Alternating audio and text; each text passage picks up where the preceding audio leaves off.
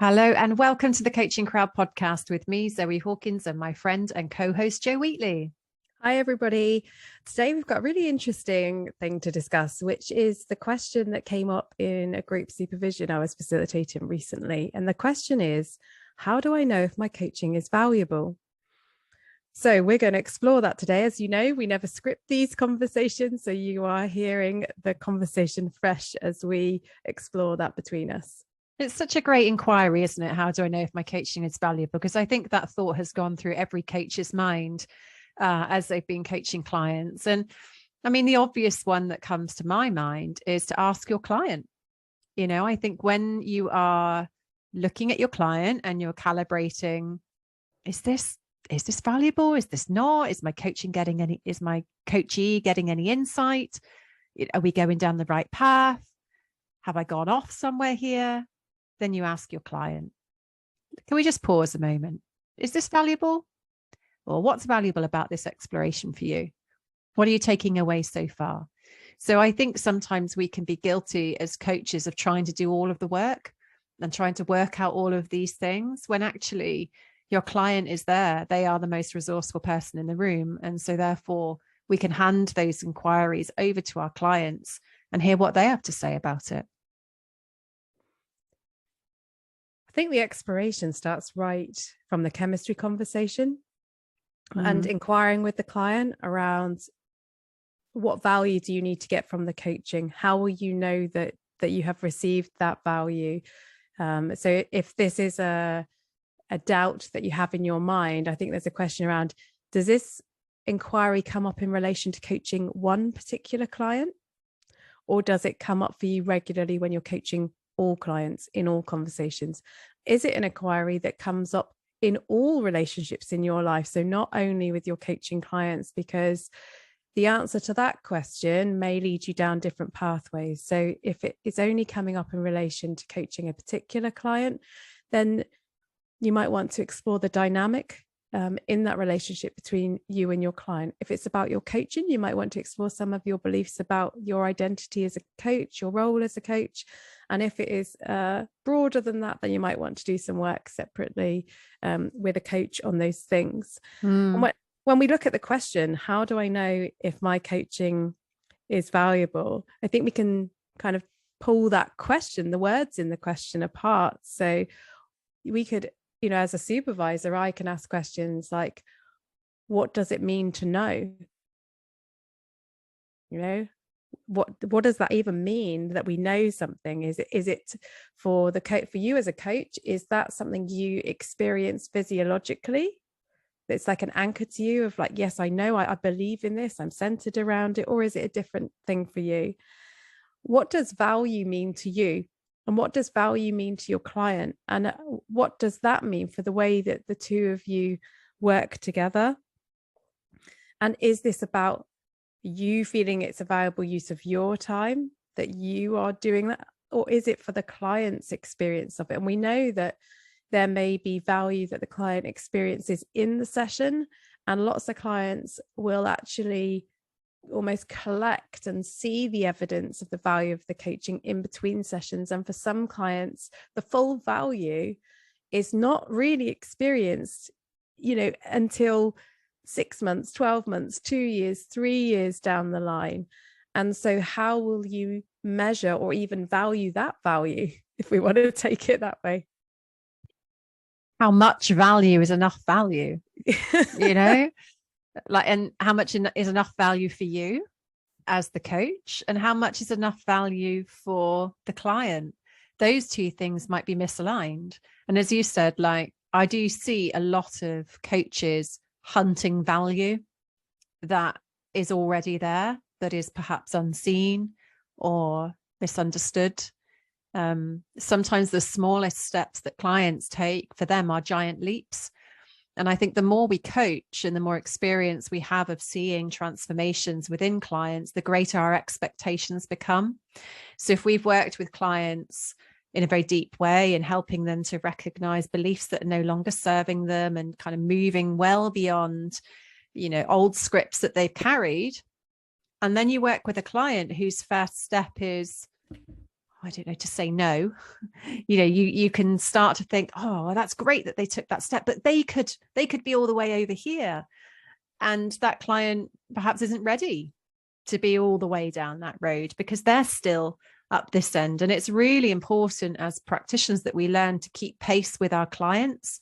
And it's great that we have high expectations for them and we are cheerleading them behind the scenes, but we can't get ahead of where our clients are because then they can pick up on their energy of feeling like a failure, or perhaps they feel like they're letting you down as the coach. And none of that may be expressed, but it might be felt. And so, as you've said there, Joe, in the early stages, the contracting part of what does value look like for you? What does value look like and feel like for you? How will we know that you're getting value from this conversation? Those are really important parts of contracting. I've had really interesting conversations with supervision, coaches in supervision that I'm facilitating about how this question changes when they move from coaching pro bono clients into charging for their services. Same. And that's often a point in time at which there is this kind of compulsion or doubt or extra expectation. And I think sometimes it's worth exploring as well around, are you going too fast in your coaching? So you're not creating those opportunities, those pockets of time for the client to connect with the value that they're experiencing from the conversation, the new insights that they're gaining.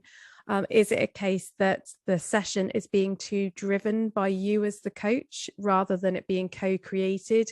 And so the driver for value is because actually there's more of a dynamic of do to rather than do with, not intentionally, but sometimes that can come from anxiety as a new coach, for example, starting out and wanting to almost get quick wins. It's a bit like when you start a new job in the workplace and everybody's like, get some quick wins, get some small things. And I think some of that can creep into it. And so actually really almost taking a step back, checking out the pace, taking time, giving space for the inquiries, asking questions like, what would be the most valuable way?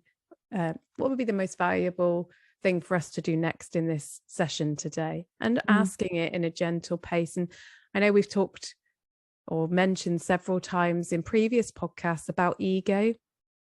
Is this question coming from ego? If not, where is the question coming from? What part of you is bringing that inquiry? And then, to flip all of this on its head, is that doubt even yours? So if you start to, unpick it like that, the doubts that you have of the client getting the value, is that actually coming from the client into you as the practitioner, or is the client having doubts about their own worth and value within the situation that they are exploring with you? So there may be some transference, or parallel process going on. And you don't know what these terms are. They're just the psychodynamics that take place between coach and coachee, or coach and supervisor, that help to explore and open up the different unexplored perspectives within a coaching relationship. And this is where supervision can take you into, quite deep exploration around, yes, actually, am I familiar with this sense of value, or is that actually not mine? And if it is coming from my coachee, how's that useful? How can I use that to best serve my client? How might I check that out with my client? Do I even check that out with my client? And these are other questions and explorations that you might reflect upon. Is it okay for you as a coach to accept that the work that you are doing is valuable or not valuable? Which is something else, isn't it? Like, is it okay for you to have a coaching session that hasn't been valuable for the client? Because there will be situations where that happens. And how do you sit with that? To recognize it is great, because then you can inquire into, how do I need to do something about that? What might I have done differently? Do I need to address that with my client, or don't I? But to be able to accept that some sessions may not be valuable is the starting point for being able to open up the learning. If you resist that the session may not be valuable in the first place, then the learning isn't available to you. So there's a whole dynamic there. Yeah, it can be a real milestone, and actually an essential part of the coaching engagement to have had that point and that realization. So if you are courageous enough to lean in and inquire into that with your client, and your client feels safe to be able to be honest with you about the experience, then you can start to understand some of the root causes of that and what that means for how you work together moving forwards. And it can actually really, really deepen the rapport in the relationship, which then can create the space to add even more value into what the client can get out of the coaching relationship. So I think hopefully what we're doing in our discussion is also normalizing this question. It is a normal question to ask ourselves. I think people that are drawn to coaching tend to be mission led. We want to be able to support the individual client. We're also, I think, mindful of our broader contribution into the world and the value that we're bringing, wanting to, we often talk about creating a positive legacy, but basically to leave the world in a better way in some way. And so that sometimes may show up as a pressure that you experience to be adding that value. So doing work on yourself, we talked about the money mindset earlier on, and that can be a trigger point for the value. Can you think of any other trigger points, so for this question showing up?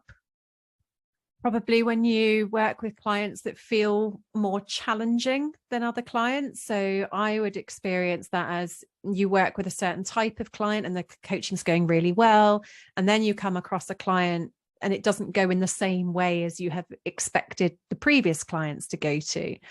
Because we're all different, aren't we? Humans are beautifully unique. And so clients will come to coaching in all different shapes and sizes. And it's for us to obviously work with the client to get the best from them and be flexible. But sometimes when a client arrives, perhaps it's in corporate coaching where there's less of a chemistry matching process that happens, but they are one coachee that's perhaps been assigned to you as a practitioner, and where you might struggle to, build the connection that you may have had in previous clients, or you're working with a client and you feel that the conversation is jarring. I think that can be a trigger for questioning, am I good enough here? Like, is this me? And you may project onto the client that they are a difficult client. And what we would say is there aren't really difficult clients. It's really about the relationship and the dynamics between you and understanding what is happening. But I think different clients can definitely raise different questions in your own mind about your ability to be a great coach in that moment for them. Yeah, it's an interesting one when you're talking about being in corporate. So if you're a coach that has been used to coaching people that are contracting with you as a private individual, and then you get invited to work with an organization and coach an individual in an organization or a number of individuals in the organization, and all of a sudden you may almost experience that as a big set of eyes overlooking everything that you're doing.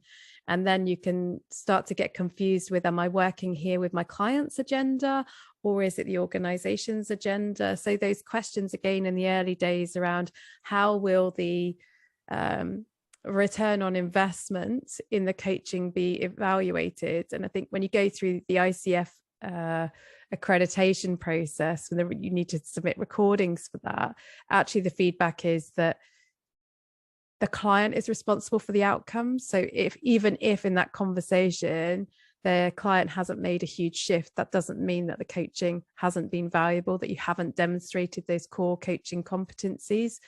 And so I think the messages that you get from the accrediting bodies can also influence how you as a coach interpret or answer this question of, how do I know if my coaching is valuable? And maybe the real people to judge whether the coaching has been valuable or not are neither you as the coach nor the coachee, but actually the other stakeholders in the coaching. Yeah, which was where my mind was just going then. When you work in organizations, there are other stakeholders, aren't there? And I think what we're saying overall is you start with the end in mind, whether that be with sponsors within an organization or with an individual client. Start by talking about value. Like, what does that look like? What can you be? How can you calibrate together if the coaching is valuable? And stay open to learning as a practitioner. If you're sensing and feeling that the coaching isn't valuable and your client shares, actually, you know what, that wasn't as valuable as before. What do you want to do with that? You know, how do you want to use that to become an even better coach and practitioner?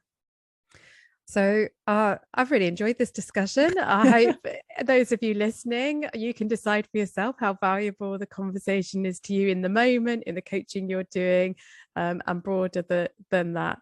And if you're interested in connecting with us on any of our programs, you can visit our website, igcompany.co.uk.